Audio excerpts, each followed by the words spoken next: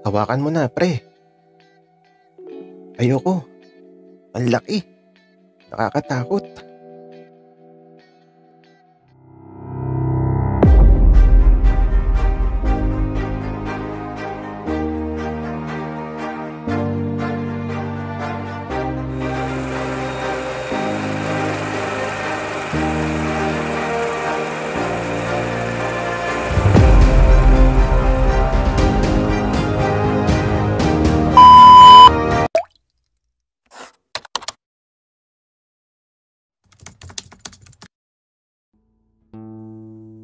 Simula sa pagkabata ko,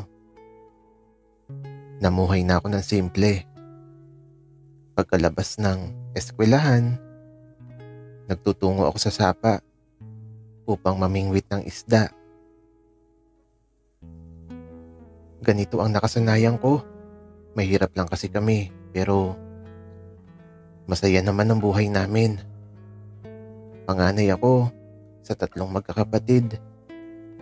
Sina tatay at nanay naman, ayun, gumagapa sila ng palay at nagtatanim din sila sa mga palayan. Ganito na talaga ang nakasanayan kong buhay. Masaya at simple. At wala na akong mahihiling pa. Ako nga pala si Buboy. At ito ang kwento tungkol sa pagkakaibigan na kahit malayo ang agwat ng pamumuhay nyo, ay mas pinili nyo ang maging masaya.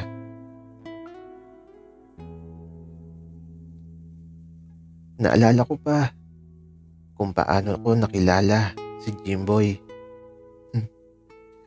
Kasi naman, isang hapon, mamimingwit na sana ako ng isda doon sa sapa na malapit sa amin. Bata pa lang ako, siguro mga grade 3. Natakot ako nung oras na yun. Kasi naman, medyo madilim na sa lugar na yun. Madaming puno. Kaya ako natakot kasi may naririnig akong naiyak na bata. Siyempre, nakakatakot yun. Liblib pa naman yung lugar namin. Pero kapag natakot ako, wala akong mahuhuli na isda. Kaya naglakas ako ng loob. Naupo ako sa gilid ng sapa habang naririnig ko yung umiiyak. Hindi talaga ako makapokus sa panguhuli ng isda. Kasi naman, saan ba nanggagaling ang iyak na yun? Nakakatakot. Kaya eto, kahit nakakatakot talaga, hinanap ko kung saan nanggagaling yung iyak. At dito ko nakita ang isang bata. Kasing edad ko lang siguro siya, pero teka, nagtataka ako. Sino kaya siya? At bakit siya andito sa sapa? Tinawag ko siya agad ng oras na yun. Hoy, bata! Sino ka? Bakit naiyak ka? Mawika ko sa kanya, pero di siya sumagot, kaya nilapitan ko siya. Paglapit ko sa kanya, iyak lang siya ng iyak. Sino kaya siya? Ang tanong ko sa isip ko, kasi ngayon ko lang siya nakita at mukhang hindi siya ordinaryong bata na kagaya ko. Maganda kasi ang mga suot niya. Bata, bakit ka naiyak? Tanong ko sa kanya. At ang sabi niya sa akin, pinilit lang daw siya na isama sa lugar namin kahit ayaw niya. Ayaw daw talaga niyang sumama sa tatay niya kaso wala siyang nagawa, kaya ayun. Sobrang lungkot niya kasi wala siyang kaibigan. Ang sabi ko naman sa kanya, hindi siya dapat malungkot kasi nandito ako at pwede niya ako maging kaibigan. Kaya ayun, isinama ko siya sa panguhuli ng isda. Kahit paano tumigil siya sa pag-iyak. At natutuwa talaga ako sa kanya kasi naman napalakpak pa siya kapag nakakahuli ako ng isda. Kaya ginagalingan ko eh.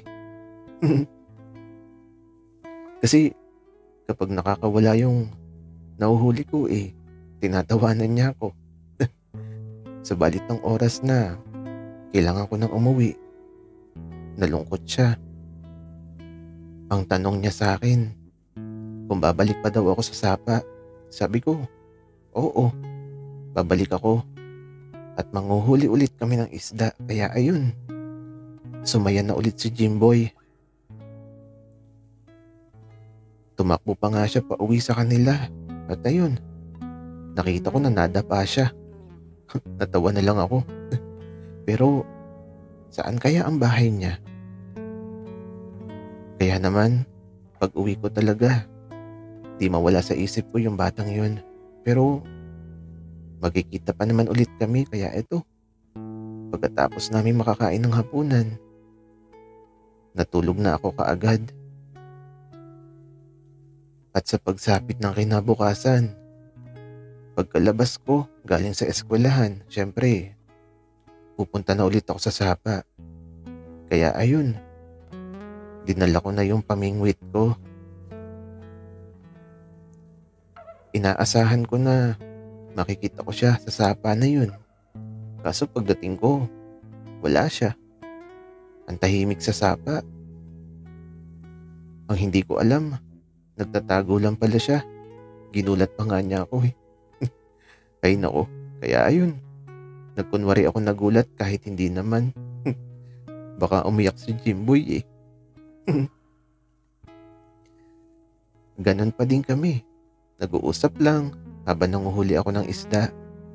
At ang saya-saya talaga kapag nakakahuli ako ng isda.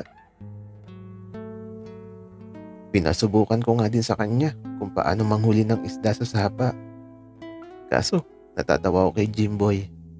Kasi naman, nakahuli siya ng malaking hito.